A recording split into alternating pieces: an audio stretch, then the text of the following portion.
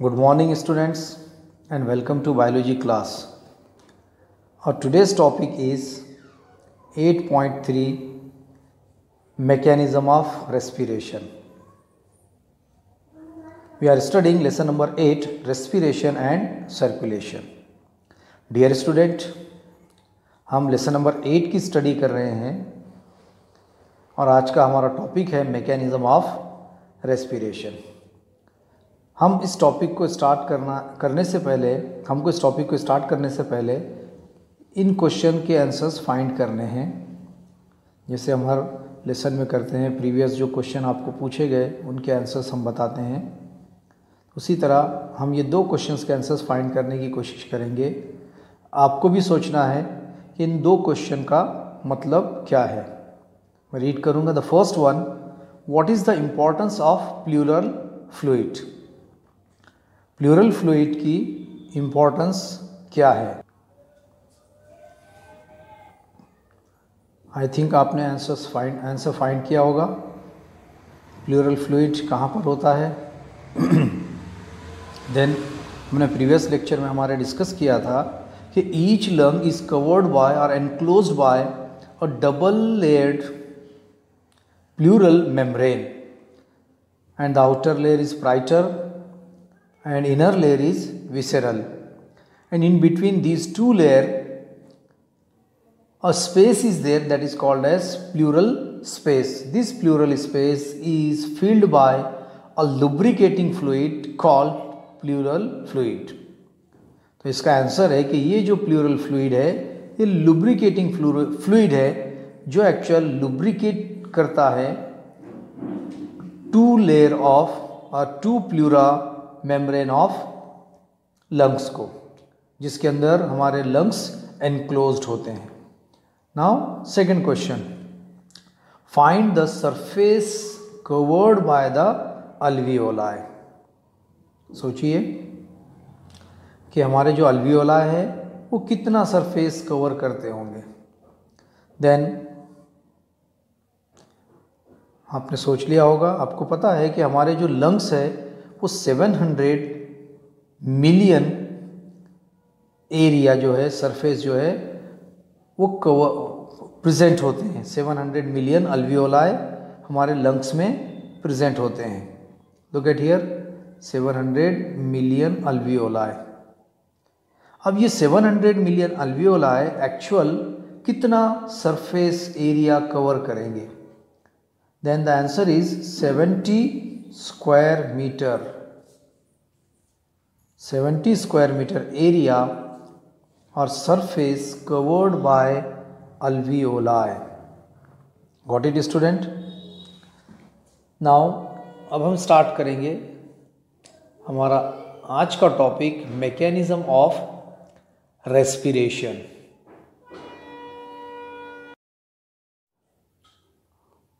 (8.3) mechanism of respiration. Respiration is a biological process involving exchange of gases between the atmosphere and the lungs. It results in the formation of ATP. Respiration actual एक biological process है जिसके अंदर gaseous exchange होता है atmosphere और lungs के बीच में, और इसके रिजल्टेंट ATP फॉर्म किया जाता है. It includes the following processes. इस रेस्पिरेशन में फॉलोइंग प्रोसेसेस इंक्लूड है. देयर आर 4 फॉलोइंग प्रोसेसेस और 4 processes are there. A, breathing. B, external respiration. C, internal respiration. And D, cellular respiration. Respiration जो एक biological process है उसके अंदर ये 4 एक्चुअल स्टेप्स आते हैं. 4 स्टेप्स उसके अंदर इंक्लूड है. अब हम डिस्कस करेंगे A, ब्रीदिंग को. Now look at here, breathing. It is a physical process by which gaseous exchange takes place between the atmosphere and the lungs. ये एक फिजिकल प्रोसेस है जिसके अंदर गैसियस एक्सचेंज होता है, यानी गैसेस चेंज होती है एक दूसरे से, O2 CO2 एक्सचेंज की जाती है, तबादला होता है, और एक्चुअल ये होगा एटमॉस्फेयर और लंग्स के बीच में। It involve in inspiration and expiration. इसके अंदर अगेन ब्रीदिंग में 2 स्टेप आते हैं। एक स्टेप जिसको हम इंस्पिरेशन बोलेंगे, मीन्स इनहेलेशन, सांस लेना, अंदर लेना, और दूसरा एक्सपीरेशन मीन्स एक्सहेलेशन, और सांस बाहर छोड़ना। फिगर 8.5 यहाँ पर 2 फिगर से जो इंस्पिरेशन और एक्सपिरेशन को शो करते हैं। And both these steps involved the parts of thoracic cage, the ribs, sternum and the intercostal muscle and muscles of diaphragm. अब ये दोनों स्टेप्स के लिए, एक तो थोरैसिक केज के पार्ट्स, दूसरा ribs, sternum, intercostal muscles and muscles of diaphragm इसके अंदर इन्वॉल्व रहेंगे। यानी जो भी प्रोसेस होगी, चाहे वो इंस्पिरेशन हो या एक्सपिरेशन, उसके अंदर इन्वॉल्व रहेगा पार्ट्स ऑफ थोरैसिक केज, यानी हमारा जो थोरैसिक रीजन है, जो हमारी पसलियाँ जिसको हम बोलेंगे, रिब्स का जो केज होता है, पिंजरा होता है जिसके अंदर हमारे लंग्स होते हैं, लंग्स और हार्ट हमारा जिसके अंदर एनक्लोज्ड है, वो थोरैसिक केज के पार्ट, जिसमें रिब्स भी आएंगे, स्टर्नम भी आएगा, और इंटरकोस्टल मसल्स जो उन थोरैसिक केज से या रिब्स से अटैच रहेंगे, और मसल्स ऑफ डायफ्राम इन्वॉल्व रहेंगे इन दोनों स्टेप की मूवमेंट में या दोनों स्टेप्स में। Now the first one, inspiration यानी इनहेलेशन, सांस लेना। माज खामोश बैठो।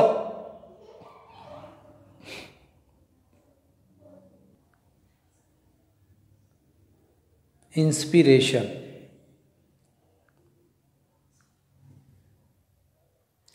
during inspiration the atmospheric air is taken in to the lungs. It occurs due to the pressure gradient form between the lungs and atmosphere. Inspiration में बाहर की या एटमॉस्फेयर की जो एयर है उसको टेकन इन किया जाता है, यानी उसको अंदर लिया जाता है लंग्स में। कहाँ पर? Into the lungs. और ये कैसे होगा? It occurs due to pressure gradient. ये होगा एक्चुअल प्रेशर के डिफरेंस की वजह से, प्रेशर ग्रेडियंट तैयार होने की वजह से। यानी हम इंस्पिरेशन उसी टाइम पर कर सकते हैं जब एटमॉस्फेयर का जो एयर का प्रेशर है, एटमॉस्फेरिक एयर, वो ज़्यादा रहेगा, और हमारे लंग्स में लंग्स का जो एयर प्रेशर रहेगा वो कम रहेगा एज कंपेयर टू एटमॉस्फेयर। तब बाहर की हवा लंग्स में आएगी। And it is an active process in which the diaphragm becomes flat and goes downward, and the external intercostal muscles contract, so the ribs and sternum moves upward and outward. इस process में, step में, जिसको हम बोलेंगे active process, actual diaphragm क्या हो जाएगा? Flat हो जाएगा, यानी चपटा हो जाएगा और नीचे चला जाएगा, गोज डाउनवर्ड। और जो एक्सटर्नल इंटरकोस्टल मसल्स है वो कॉन्ट्रैक्ट होंगे, और रिब्स और स्टर्नम जो रहेगा, जो हमारे रिब्स है, पसलियां हैं, और जो स्टर्नम बोन है जो हमारी, एक्चुअल वो अपवर्ड और आउटवर्ड मूवमेंट करेगी। आप यहाँ पर देख सकते हैं इस फिगर में, दिस इज़ इंस्पिरेशन। क्या होगा? ये जो डायफ्राम है, डायफ्राम किस तरफ मूव करेगा?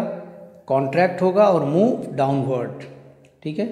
नेक्स्ट, ये जो हमारी स्टर्नम है, यहाँ पर स्टर्नम होता है और रिब्स होते हैं, इनकी मूवमेंट किधर रहेगी?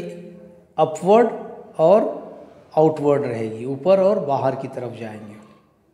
And look at here, rib cage moves up and forward, and pressure in the lung decreases and air comes rushing in. और उस टाइम पर क्या होगा? ये जो हमारे लंग्स है, ये जो लंग्स हमको दिख रहे हैं इस फिगर में, ये एक्चुअल क्या होंगे? फ्री होंगे, यानी उसके ऊपर का जो रिब केज का जो प्रेशर है ये कम हो जाएगा। जब रिब केज ऊपर आ जाएगा, ऊपर की तरफ आ जाएगा, लूज कर देगा उसको। तो बाहर का एयर क्या करेगा, रश्ड इन करेगा और rushing in. Now see here again, inspiration,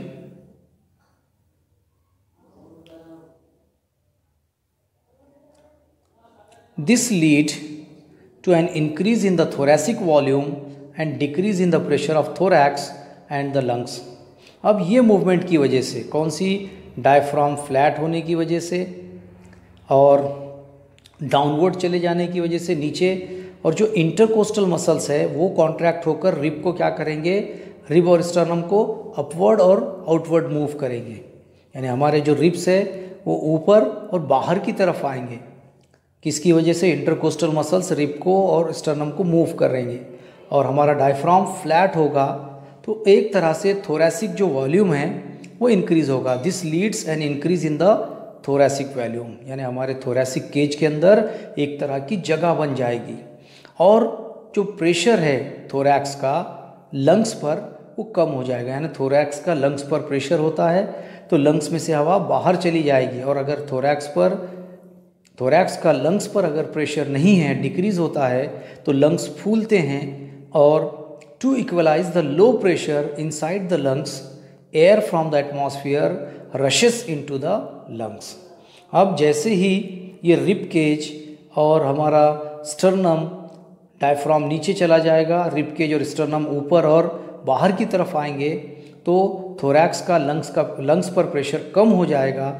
और हमारे जो लंग्स है वो प्रेशर को इक्वलाइज करने के लिए, यानी जो लंग्स के इनसाइड का जो प्रेशर है वो इक्वल करने के लिए एटमॉस्फेरिक एयर क्या होगी, रश होगी into the lungs. This is inspiration, और इसको हम बोलेंगे इंस्पिरेशन। इसको एक हम सिंपल एग्जाम्पल के थ्रू समझ सकते हैं। जैसे आपको भी पता है, आपने स्कूल लाइफ में बहुत बार इसको किया भी होगा, ऑब्जर्व किया होगा कि जैसे अगर हम एक बलून लेते हैं, बलून गुब्बारा जिसको हम बोलेंगे, जब हम इस बलून को ब्लो करते हैं, ब्लो करने से पहले ये जो डिफ्लेटेड बलून है, एक्चुअल ये बलून, इसके अंदर कोई एयर नहीं है। अब अगर हमको इसके अंदर एयर फिल करनी है तो इसके अंदर हम क्या करते हैं, ब्लो करते हैं। यानी इतनी तेज़ी से इसके अंदर ब्लो करना पड़ेगा, तब ये बलून क्या हो जाएगा, ब्लो हो जाएगा। यानी हमारे माउथ से एयर इसके अंदर रश आउट करके इसके अंदर रश इन करेगा। और एक बार हमने ब्लो कर दिया, माउथ को हमको होल्ड करना पड़ेगा। और अगर हम होल्ड नहीं करेंगे तो फिर एयर क्या होगा, बाहर आ जाएगा। इसीलिए हम माउथ को क्या करते हैं, इसके बलून को ब्लो करने के बाद उसको टाइटली हम क्या करते हैं, होल्ड करते हैं। कोई भी बलून को आपने बहुत बार किया होगा। और अगर आप उसको लूज़ कर देंगे, फॉर एग्जांपल एक ब्लो बलून है आपके पास, इस बलून को आपने अपने हैंड से उसको होल्ड किया हुआ है, अगर आपने उसको लूज़ कर दिया फिंगर्स को, क्या हो जाएगा, अगर आपने उसको लूज़ कर दिया अपनी फिंगर्स को, तो ये बलून का जो एक्चुअल में जो एयर है इसका प्रेशर एटमॉस्फेरिक प्रेशर से ज़्यादा है। इसीलिए आपके फिंगर हटाते ही पूरा का पूरा एयर बलून के अंदर से कहाँ चला जाएगा, बाहर। यानी ये जो बलून की जो वॉल्स है, ऐसे आप कंपेयर करेंगे कि इसके ऊपर एक तरह का प्रेशर है जैसे हमारे लंग्स पर थोरैक्स का होता है, या पूरे के पूरे थोरैसिक केज का, जिसके अंदर बहुत सारे क्या बोलेंगे पार्ट्स इन्वॉल्व है। अगर आपने यहाँ से फिंगर को लूज़ कर दिया, नॉड नहीं बांधा आपने, तो पूरा का पूरा एयर क्या हो जाएगा, बाहर आ जाएगा। और अगर हम इसको ब्लो करेंगे तो वो प्रेशर जो हमारे माउथ का एयर प्रेशर है, वो बलून के प्रेशर को, एक्चुअल बलून के अंदर कम प्रेशर होता है उस टाइम पर एयर इन होता है। Now see here expiration. During expiration the thorax contracts causing the air to be exhaled. अब एक्सपीरेशन में क्या होगा, थोरैक्स कॉन्ट्रैक्ट हो जाएगा।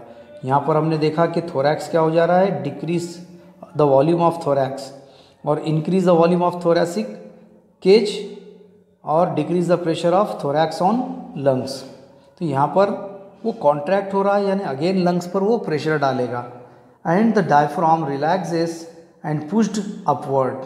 अब जो डायफ्राम जो एक्चुअल नीचे आ गया था, फ्लैट हो गया था, वो फिर से वापस चला जाएगा, यानी डोम शेप हो जाएगा। यहाँ पर आप देख सकते हैं ये आपका डायफ्राम है, ये डायफ्राम फिर से नीचे चला जाएगा। इन्हेलेशन में या इंस्पिरेशन में ये एक्चुअल फ्लैट हो चुका था, अब ये अगेन बेंड या डाउनवर्डली पुश्ड हो जाएगा, अपवर्डली पुश्ड रहेगा and it becomes dome shape, यानी वो अपवर्ड पुश होकर डोम शेप हो जाएगा। This cause the intercostal muscles also relax pulling the rib cage inward and downward. अब वो जो मसल्स है इंटरकोस्टल मसल्स जो रिब केज को एक्चुअल बाहर लेकर आते हैं पुल करके, अब वो रिलैक्स होंगे, यानी रिब केज वापस अपनी जगह इनवर्ड चला जाएगा।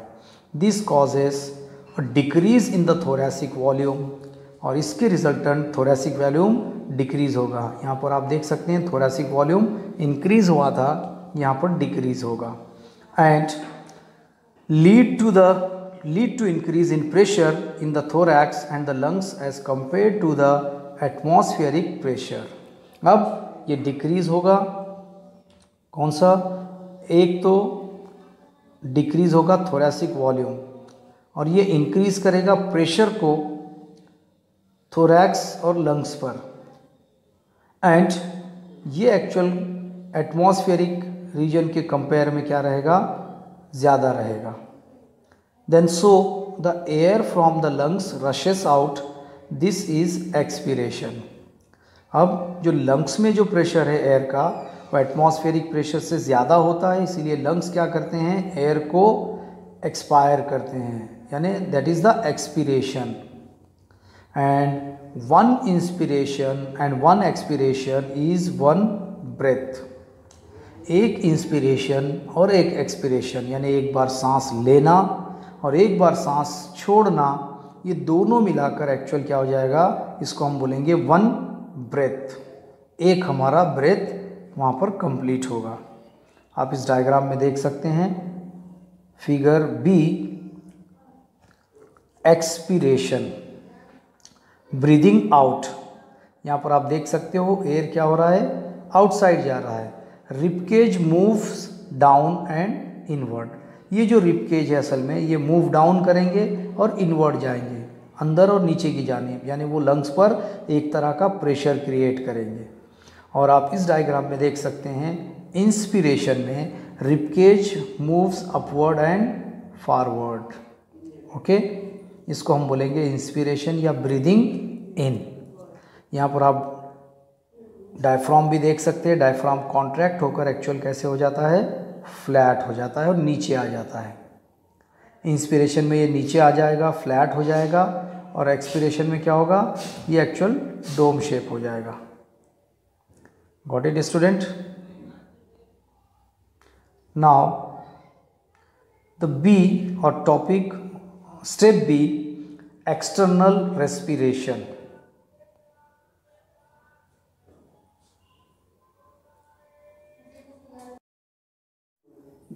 स्टेप बी, एक्सटर्नल रेस्पिरेशन, या इसको हम बोलेंगे exchange of gases at alveolar level. पहला जो लेवल था वो एटमॉस्फेयर से लंग्स में था, और दूसरा लेवल है अल्वियोलार लेवल, यानी यहाँ पर अल्वियोलार लेवल पर क्या होगा? गैसेस एक्सचेंज किए जाएंगे, यानी ये एक्सटर्नल रेस्पिरेशन है। And alveolus consist of a layer of simple squamous epithelium resting on basement membrane. जो भी अल्वियोलस होता है ये एक्चुअल कंसिस्ट होता है एक लेयर के जो सिंपल स्क्वैमस इपिथेलियम से तैयार होती है और जो रेस्ट करती है एक बेसमेंट मेम्ब्रेन पर। It is intimately associated with the dense network of capillaries। और ये अल्वियोलस इंटीमेटली यानी बहुत ही क्लोज कांटेक्ट में होता है, एसोसिएटेड होता है, बहुत क्लोज एसोसिएशन में किसके साथ? एक डेंस नेटवर्क ऑफ कैपिलरीज से। And the capillary wall is also made up of simple squamous epithelium resting on thin basement membrane. और जो कैपिलरीज नेटवर्क है वो भी एक्चुअल तैयार होता है सिंपल स्क्वैमस इपिथेलियम से, जो एक थिन बेसमेंट मेम्ब्रेन पर रेस्ट करती है या उससे अटैच होती है, या जिसका बेस एक्चुअल थिन होता है। And both the layers have similar structure and are thin walled. अब यहाँ पर दोनों जो स्ट्रक्चर्स है, दोनों जो लेयर्स है वो सिमिलर स्ट्रक्चर के हैं। एक तो अल्वियोलस जो स्क्वैमस इपिथेलियम का बना हुआ है, और स्क्वैमस इपिथेलियम जो रेस्ट करती है एक बेसमेंट मेम्ब्रेन पर। दूसरा जो कैपिलरी वॉल्स है वो भी सिंपल स्क्वैमस इपिथेलियम के बने हुए हैं, लेकिन ये यहाँ पर थोड़ा सा चेंज है, इसका जो बेसमेंट मेम्ब्रेन है वो थिन है, जिस पर ये स्क्वैमस इपिथेलियम रेस्ट करता है। And both the layers have similar structures and thin wall. अब ये दोनों भी एक्चुअल सिमिलर स्ट्रक्चर है और थिन वॉल है। Together they made up the respiratory membrane through which gaseous exchange occurs, that is between the alveolar air and the blood. और इन दोनों के मिलने के साथ ये टुगेदर क्या करते हैं, एक्चुअल रेस्पिरेटरी मेम्ब्रेन बनाते हैं। और ये रेस्पिरेटरी मेम्ब्रेन से क्या होगा, through which gaseous exchange occurs, और इनके थ्रू क्या होगा, गैसियस एक्सचेंज होगा। एंड कहाँ पर होगा, that is between the alveolar air and the blood. अब ये एटमॉस्फेरिक एयर नहीं है, वो एयर जो अल्वियोलस के अंदर है उसके बीच में और ब्लड के बीच में। Got it student? Diffusion of gases will takes place from an area of higher partial pressure to an area of lower partial pressure until the partial pressure in the two regions reaches equilibrium. Dear student, आपको अच्छे से समझना है, जो gases का diffusion होगा ये actual depend करेगा पार्शियल प्रेशर पर, और ये डिफ्यूजन एक्चुअल होगा from an area of higher partial pressure to an area of lower partial pressure. अब अल्वियोलार से ब्लड के बीच में जो गैसेस का ट्रांसफ़र होगा ये डिपेंड करेगा कि अल्वियोलाई में जो ऑक्सीजन का पार्शियल प्रेशर है वो हाइयर होना चाहिए, तभी वो अल्वियोलाई से ब्लड के अंदर चला जाएगा। और वैसे ही ब्लड में CO2 का PpCO2 यानी पार्शियल प्रेशर ऑफ CO2 वो हाइयर होना चाहिए, तभी वो वहाँ से रीच होगा, ट्रांसफ़र होगा, डिफ्यूज़ होगा अल्वियोलाई में या अल्वियोलस में। अंटिल, और ये कब तक होता रहेगा, जब तक दोनों का pressure, until the partial pressure in the two region, यहाँ पर हम दो रीजन कौन से ले रहे हैं, एक तो अल्वियोलार और दूसरा ब्लड, या अल्वियोलाई और ब्लड, दोनों के बीच में अगर प्रेशर, पार्शियल प्रेशर इक्वल होता है, रीचेस टू इक्विलिब्रियम, तब ये मूवमेंट या ट्रांसपोर्ट या डिफ्यूजन रुक जाएगा। Now the partial pressure of carbon dioxide of blood entering the pulmonary capillary is 45 mmHg, and while the partial pressure of CO2 means carbon dioxide in alveolar air is 40 mmHg। अब जो pulmonary capillaries है, यानी जो blood के through blood capillaries है जिनके अंदर जो CO2 है उसका पार्शियल प्रेशर 45 mmHg, ये एक्चुअल इसका यूनिट है, मिलीमीटर Hg यानी ये मर्क्यूरी है, तो mmHg है। और जबकि अल्वियोलार एयर के अंदर इसका प्रेशर 40 mmHg है, तो नो डाउट आपको पता है कि एक्चुअल ब्लड कैपिलरीज में 45 है और अल्वियोलस में ये 40 mm है। इसीलिए कहाँ से CO2 एक्चुअल कहाँ ट्रांसफ़र होगी, पल्मोनरी कैपिलरीज से एक्चुअल कहाँ पर आएगी, अल्वियोलस में आएगी।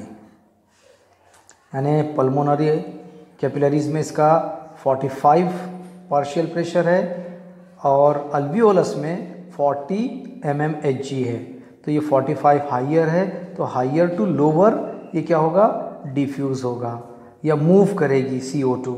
और कब तक करेगी, यहाँ पर हमने ऊपर डिस्कस किया, जब तक कि वो दोनों रीचेस टू इक्विलिब्रियम, यानी वो इक्विलिब्रियम नहीं हो जाते तब तक। 45 ज़्यादा है तो 45 से 40 mmHg की तरफ CO2 मूव करेगी। And due to this difference carbon dioxide mean CO2 diffuses from the capillaries into the alveolus. अब इस डिफरेंस की वजह से CO2 कैपिलरीज से डिफ्यूज़ होगी कहाँ पर, अल्वियोलस में। अच्छे से समझना है, याद रखना है आपको। अगर नहीं समझ आ रहा है तो रुक रुक कर देखिए इसको। नेक्स्ट यहाँ देखिए अब आगे,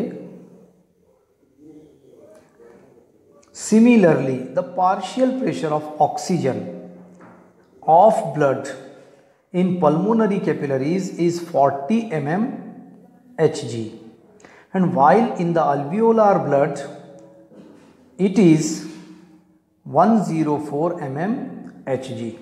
अगर हम इसको लिख लें तो और अच्छे से समझ जाएगा कि जो पल्मोनरी कैपिलरीज है उसके अंदर ये 40 mmHg है, और एक्चुअल जो अल्वियोलार ब्लड है, यानी जो अल्वियोलस में जो ब्लड है उसके अंदर ऑक्सीजन का प्रेशर 104 mmHg है। तो नो डाउट जहाँ पर प्रेशर ज़्यादा है उसकी तरफ से ये किधर मूव करेगा, पार्शियल प्रेशर जिधर लो है ये उस तरफ मूव करेगा, यानी फ्रॉम 104 टू 40 की तरफ मूव करेगा।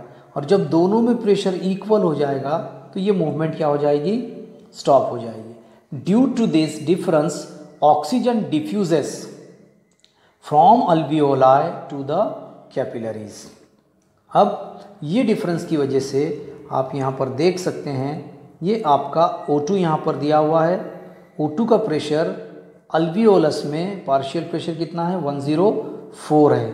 तो ये कहाँ जाएगा, इन कैपिलरीज में जाएगा। यहाँ पर आप एरो देख सकते हैं, किस तरफ है, कैपिलरीज की तरफ, यानी O2 किधर जा रहा है, ब्लड के अंदर जा रहा है, डिफ्यूज़ हो रहा है। ऑक्सीजन ब्लड में डिफ्यूज़ होगा अल्वियोलस से कैपिलरीज में। और उसी तरह से जो अभी हमने ऊपर डिस्कस किया था 45 और 40 का डिफरेंस CO2 का, तो हम यहाँ पर देख सकते हैं एरोज अपोजिट डायरेक्शन में, यानी इस अल्वियोलार जो ब्लड है अल्वियोलस का, सॉरी कैपिलरीज का, उसके अंदर एक्चुअल CO2 का प्रेशर यहाँ पर है 45 और यहाँ पर है 40 एयर के अंदर। तो ये एक्चुअल CO2 किधर जाएगा, अपोजिट डायरेक्शन में, यानी O2 कैपिलरीज में जाता है, ऑक्सीजन डिफ्यूज़ होगा रेड ब्लड सेल्स के अंदर, यहाँ पर आप देख सकते हैं, और कार्बन डाइऑक्साइड डिफ्यूज़ होगा अल्वियोलस में। नेक्स्ट यहाँ पर आप देख सकते हैं ब्लड फ्रॉम पल्मोनरी आर्टरी। तो ये पल्मोनरी आर्टरी का ब्लड है जिसके अंदर ऑक्सीजन का जो परसेंटेज है, प्रेशर है, वो 40 है। इसीलिए ये 104 वाला जो ऑक्सीजन है जिसका पार्शियल प्रेशर 104 mmHg है, जो अल्वियोलस में है, वो कैपिलरीज में डिफ्यूज़ हो जाएगा। उसी तरीके से यहाँ पर आप देख सकते हो blood goes to pulmonary when.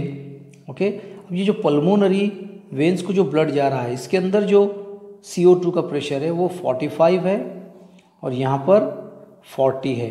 तो इसीलिए CO2 एक्चुअल कैपिलरीज से कहाँ जाएगा, अल्वियोलस को जाएगा। Got it student? इस फिगर के थ्रू आप समझ सकते हैं exchange of gases between alveolus and capillaries. Alveolus और कैपिलरीज के बीच में गैसेस का एक्सचेंज, यानी अल्वियोलस से O2 कैपिलरीज में जाएगी और कैपिलरीज से CO2 एक्चुअल कहाँ पर जाएगी, अल्वियोलस में, जहाँ से वो एक्सहेल्ड कर दी जाएगी। CO2 एक्चुअल एक्सहेल करते हैं, हम बाहर निकाल देंगे, एक्सपीरेशन करेंगे, सांस निकाल देंगे, CO2 को छोड़ देंगे। और जो O2 है वो एक्चुअल कहाँ जाएगी, अल्वियोलस से कैपिलरीज में जाएगी, यानी उसको हमने इनहेल किया है। अब वो डिफ्यूज़ होकर पूरे बॉडी को, सेल्स को, टिश्यूज़ को सप्लाई होगी। Got it student? Dear student, आज का हमारा लेक्चर हम यहीं पर कंक्लूड करते हैं। इस टॉपिक से रिलेटेड अगर आपको कोई भी डाउट्स या क्यूरीज़ है तो आप मुझे पूछ सकते हो। एंड आपका, जैसे हम हर दिन कुछ वर्क देते हैं आपको, तो आज का आपका वर्क रहेगा, आपको ये जो 2 स्टेप है, ब्रीदिंग और एक्सटर्नल रेस्पिरेशन, ये दोनों की आपको अच्छे से स्टडी करनी है, अच्छे से उनको प्रिपेयर करना है, और कुछ डाउट्स या क्यूरीज है तो आप मुझे पूछेंगे। Thank you, have a nice day.